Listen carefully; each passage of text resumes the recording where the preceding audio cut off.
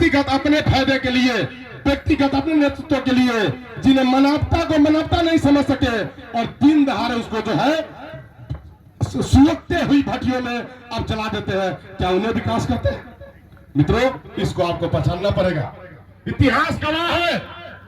धीरेन्द्र जी बोल रहे थे कि यह बहुत सारी जंजीर बंधा हुआ है, कुछ लोग डरते हैं। हम आज ही करेंगे, डरने की जरूरत नहीं है।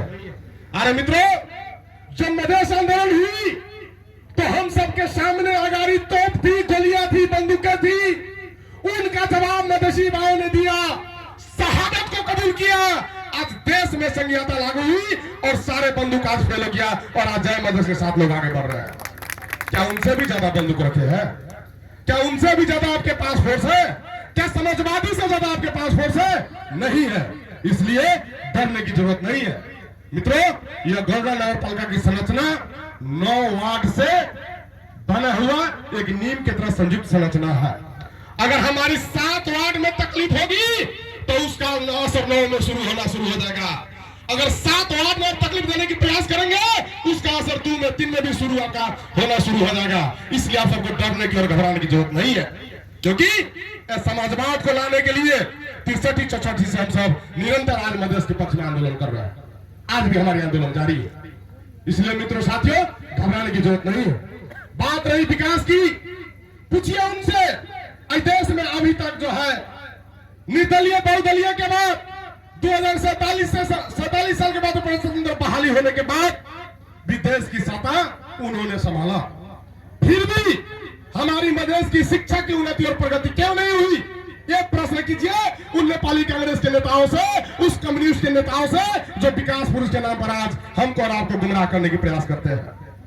आज हमारे गांव में स्कूल है, स्कूल में विद्यार्थी की संख्या पर्याप्त है, लेकिन आज भी शिक्षक की दरबंदी पूर्ण रूप से नहीं होने के चलते, आज भी तमाम योग्य शिक्षक की दरबंदी नहीं होने के चलते, इस पर अभी तक उन्होंने नजर क्यों नहीं रखा?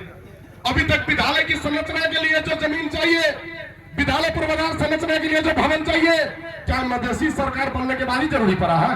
क्या इससे पहले जनता नहीं था? क्या इससे पहले विद्यालय में पढ़ाई नहीं होता था? सारे चीज होता था, फिर भी विकास क्यों नहीं किया?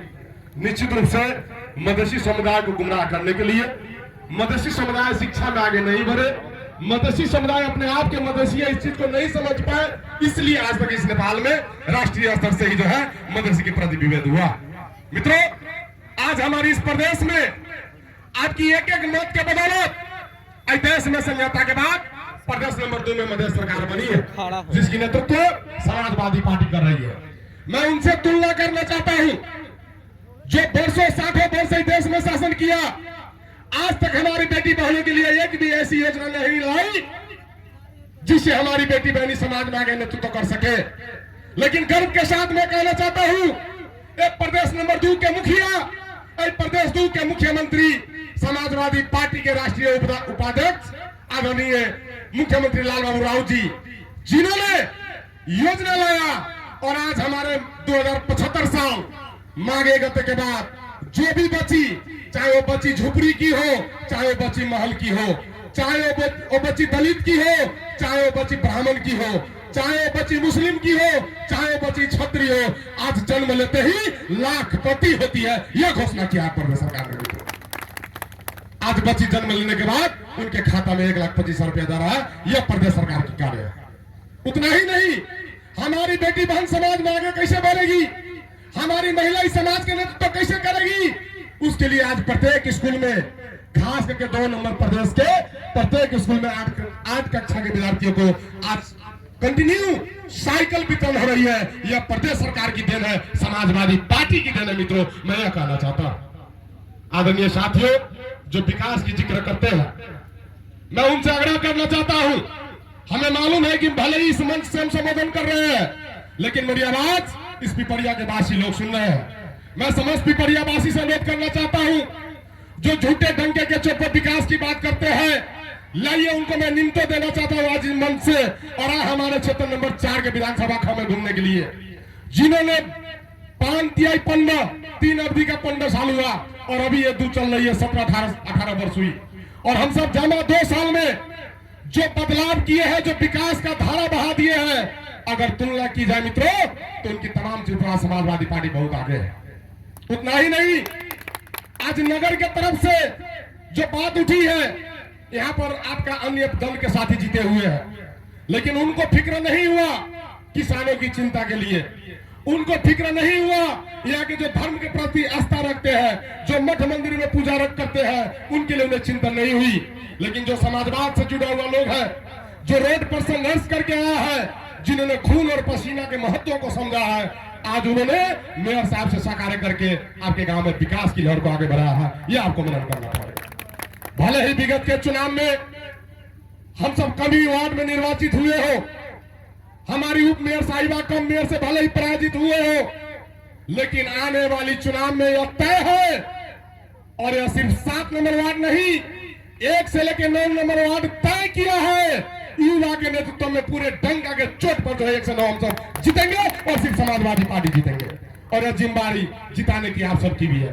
अगर सच में चाहते हैं कि विकास हो, तो जिम्मेदारी आपकी है। इसलिए जिम्मेदारी है कि जो विकास की जिक्र करते हैं, कुछ दिन पहले कांग्रेस के मित्र साथी बोल रहे थे कि समाजवादी पार्टी भी तो सरकार में है, मधेश के मुद्दे पर आवाज उठा रहे थे, लेकिन सरकार में चले गए। मैं उन्हें कहना चाहता हूं कि समाजवादी पार्टी आज भी सरकार में जाने के बाद संविधान संशोधन के मुद्दा पर अडिग है। इतना ही नहीं, इतिहास गवाह है, सरकार में रहने के बावजूद भी संविधान दिवस को नहीं मनाने वाला पार्टी अगर इस देश में कोई है तो समाजवादी पार्टी है।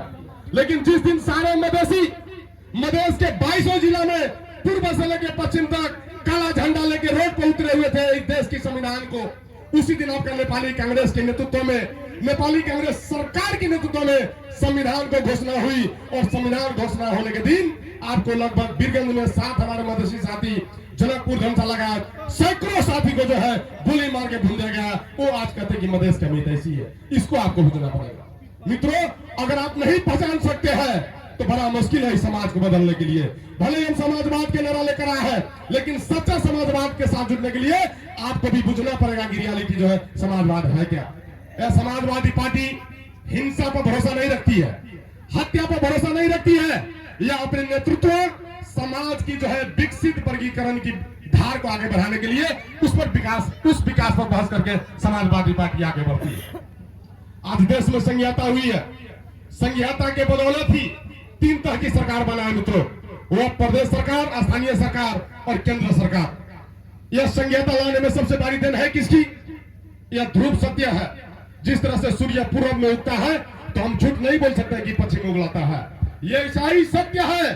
समाजवादी पार्टी के सर्वे नेता आज हमारे राष्ट्रीय अध्यक्ष उपेंद्र यादव जी के नेतृत्व में इस देश में संघीयता है। आपकी बदौलत, हमारी बदौलत, उन शहादत शहीदों साथियों जिन्होंने अपने बदौलत आज इस देश में संघीयता को कामयाब किया, मैं उन्हें भी नमन करना चाहता हूं जो साथी हमारे साथ आज शहीद हो गए। मित्रों साथियों, आज इस मधेश को विकसित के लिए हमारे कृषि मंत्री नहीं आया है, लेकिन हमारे प्रदेश के इस गौरव से नेतृत्व करने वाले, आपके क्षेत्र से नेतृत्व करने वाले आदरणीय नेता बृज किशोर जी से मैं कहना चाहता हूं कि प्रदेश की बैठक में आज ही पिपरिया के 7 नंबर वार्ड के मंच पर से मैं आपको आग्रह करना चाहता हूं कि आगामी प्रदेश के बैठक में आप बात रखिए जो जयनाथ जी ने जिक्र किया था कि सच में इस देश में किसान है कौन, हम किसे किसान कहेंगे। हालांकि सब लोग बाली उपजाते हैं, खेती करते हैं, लेकिन किसान का पहचान क्या? एक बड़े घर से लोग निकलते वो भी कहते किसान है, जिनके कान पर हल है वो भी कहते किसान है, नेता लोग बने वो भी कहते किसान है। सच में कहे तो यहाँ किसान का पहचान नहीं है। उस मुद्दे पर आवाज उठाइए और कम से कम इस प्रदेश में रहने वाले 1 से लेकर 10 कट्ठा, जिसके पास 10 कट्ठा खेत है उनका एक कैटेगरी में बांटा जाए, जिनको 1 से लेकर 1 बीघा खेत है उनको बी में बांटा जाए, जिनको 1 से लेकर लगभग 4 बीघा के करीब में है उनको सी कैटेगरी में बांटा जाए, उनसे भी ज्यादा है तो उनको डी में बांटा जाए। और कम से कम लाल, हरा, पीला, ब्लू करके एक किसान का पहचान वाला कार्ड यह प्रदेश सरकार से आप जो है मांग करके इसको लागू करवाइए। और किसान का उचित मूल्य, जो हम सबको सबसे पीड़ा और दुख की बात होती है कि इस देश में आज तक जो किसानों के नाम पर आंदोलन हुई, राजनीतिक हुई, देश के शासकों ने कहा कि मैं देश को विकसित किया, क्या वही विकास किया है? जो आज भी यूरिया मल खरीदने में हमको 1250 और 1300 रुपया देना पड़ता है, क्या वही विकास हुआ है? जो बीरगंज के औद्योगिक कारखाना जिसमें किसानों के लिए कोदारी, फरसी, टांगी, तमाम ऐसे तबला चीज सब जो निर्माण होता था उसको बंद करवाया है, क्या यही विकास हुआ है? क्या यही विकास हुआ है? जो हमारे मधेश में जूट मिल था उसको बंद करवा दिया, क्या यही विकास हुआ है? बीरगंज के चीनी मिल को आज समाप्त कर दिया, जगह भी बिक्री अवस्था में है, क्या यही विकास किया है? मित्रों, इस देश में नेपाली कांग्रेस वाले सिर्फ शोषण किया है, विकास के नाम पर ब्रह्मलूट किया है, मधेश को गुमनाम किया है, बर्बाद किया है और सिर्फ ठगा है। इस चीज को आप सबको बुझना पड़ेगा। आज जो विकास की लहर है, हमारे विद्यानंद जी बहुत मार्मिक शब्द एक बीच में रखे थे कि देश की 100% पैसा की वसूली होती है कर टैक्स, उसमें सबसे ज्यादा टैक्स हमारे मधेश से दिया जाता है। लेकिन विकास की पूर्वाधार की बात हो या विभिन्न नीति की निर्माण योजना की आगे बढ़ाने की बात हो, इस देश से जमा 30% पैसा विनियोजित होता है और 30% में 15% प्रदेश सरकार को और 15% स्थानीय सरकार को, जिसमें भी 2% जो है विभिन्न कारण लगा के काट लेता है। 13% में आपका प्रदेश सरकार काम कर रही है और 13% में आपका जो स्थानीय सरकार काम कर रही है। बताइए जरा, हमने आवाज उठाई, हमारी पार्टी ने आवाज उठाई, हमारे चलते संघीयता आया, हम सब नेतृत्व कर रहे हैं, लेकिन हमारे साथ साथ इस संविधान के तहत वो भी लोग नेतृत्व कर रहे हैं। कांग्रेस वाले साथी भी जीते हुए हैं, एमएलए वाले साथी भी जीते हुए हैं, उनमें भी मेयर वराध्यक्ष है, हमारे में भी वराध्यक्ष मेयर। बताइए, हमने संघर्ष करके लाया और आपको बिना संघर्ष किए हुए हाथ में थाली मिल गई, फिर भी आपकी पार्टी और आपने एक बार भी जो है ये विकास के जो बजट जो दर है 15% इसको बढ़ाने के लिए आवाज नहीं उठाया। लेकिन हमारे सरदे नेता उपेंद्र यादव जी और मंच पर आसीन तमाम नेता बारंबार बोल रहे हैं कि हमारे कम से कम 30 से लेकर 40% की जो है हिस्सेदारी तय किया जाए। अब इससे आपको तय करना है कि आपका हितैषी कौन है, मधेशवादी दल समाजवादी पार्टी है या वही दल है जो अभी तक आपको जो है गुमराह करके रखा हुआ है। मित्रों साथियों, हमारे अभियाग्रस्त भक्तों को रास्ता रोक लिया करते थे, अभी का दिन है एक धमकी थोड़ा सा आप दिए कि बाकी आपका कहाँ है पता भी नहीं चलेगा। इसलिए उससे डरने की घबराने की जरूरत नहीं है, आप आगे बढ़िए। और खास करके मैं दलित समुदाय को भी यहाँ कहना चाहता हूँ, क्योंकि मैं दलित से नेतृत्व भी करता हूँ और 63 साल से निरंतर मैं रोड पर हूँ, आज तक हमें कोई नहीं छू सका, तो आपका भला कौन छुएगा? आइए आगे बढ़िए, मैं आपके साथ हूँ, समाजवादी पार्टी आपके साथ है, हाथ में हाथ मिलाइए और समाजवादी पार्टी का झंडा आगे लेके बढ़िए। आने वाला दिन में समाज के विकास के साथ साथ दलित का विकास भी होना है। मित्रों, दलित के साथियों, आपसे मेरी फिर से विनम्र अनुरोध है कि नेतृत्व में जब तक आपकी पहुंच नहीं होगी, पार्टी के साथ आपका साझेदारी सहभागिता नहीं होगा, तो सिर्फ किसी नेता को बोल देने से या किताब के पन्ने में 2 लाइन लिख देने से आपकी समुदाय की या हमारे समुदाय की विकास नहीं होगी।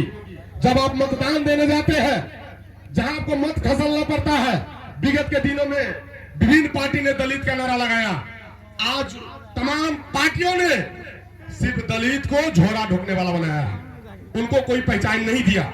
लेकिन समाजवादी पार्टी भले ही कम सीट में आया हो, रामप्रीत पासवान जैसे चेहरा को पार्टी के राष्ट्रीय सभा सदस्य लेके प्रदेश में आपको जो राष्ट्रीय उपाध्यक्ष के हैसियत में आपको जो है पार्टी ने जगह दिया, ऐसे बहुत सारे युवा लोग हैं दलित में जो मधेश समाजवादी पार्टी में कार्य कर रही है। इसलिए आप सब खुलकर आगे आइए, आगे बढ़िए। समाजवादी पार्टी स्वागत करने के लिए तैयार है और मैं भी दिन रात आपके साथ रहने के लिए तैयार हूं। मैं अपना इसी मंतव्य को विराम देते हुए आप सबके बीच से विदा लेने से पहले ये हमने के बीता हुआ विजयादशमी, आने वाला शुभ दीपावली और आस्था की पर्व महापर्व छठ का आप सबके संपूर्ण के घर परिवार में सुख शांति समृद्धि के लिए मैं कामना करते हुए विदा लेना चाहता हूं। धन्यवाद, नमस्कार, जय मधेश।